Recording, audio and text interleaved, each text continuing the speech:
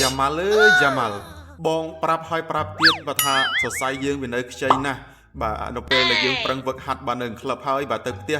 បាទយើងកុំសូវបាទប្រឹងធ្វើ homework វិញណាព្រោះយើងបាទឥឡូវនេះគឺថា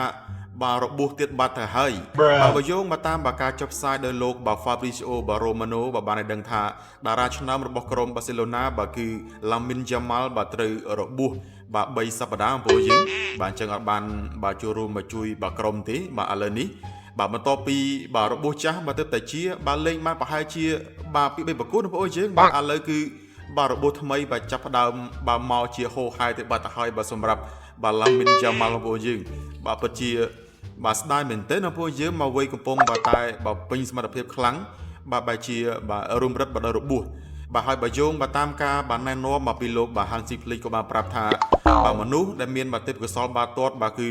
มันអាចរំពឹងបាទតែទេពកោសល្យមួយយ៉ាងបានទេបងប្អូនយើងបាទគឺបាទទេពកោសល្យបាទបូកនឹងការបាទប្រឹងប្រែងវឹកហាត់ទៀតអាហ្នឹងគឺបានល្អប្រសើរបាទប៉ុន្តែបាទយ៉ាម៉ាល់ដូចជាអត់សូវខ្វាយខ្វល់ទេបងប្អូនយើងបាទរបួសបាទទៅតែជាបាទឥឡូវគឺបាទថែមមក3សប្តាហ៍ទៀតបាទហើយបើយោងបាទតាមបាទការចុះផ្សាយបងប្អូនយើងបាទគឺបាទយ៉ាម៉ាល់បាទអាចនឹងបាទមកតាន់បាទសម្រាប់បាទការប្រកួតបាទនៅបាទចុងខែនេះបាទទី26បាទសម្រាប់បាទជំនួបបាទ El Clasico បាទទល់នឹងក្រុមបាទ Real Madrid បាទប៉ុន្តែមកដឹងថាបាទយ៉ាងម៉េចទេបាទតែបាទអាចថាបាទគាត់ប្រុងប្រយ័ត្នទៅបាទគាត់អត់បាទធ្វើ homework ច្រើនពេកបងប្អូនយើងបាទអាហ្នឹងបាទអាចថាបាទគាត់បាទជាតាន់បាទតែបើថាបាទគាត់បានតែប្រឹងបាទធ្វើ homework ទៀតបាទអាហ្នឹងគឺ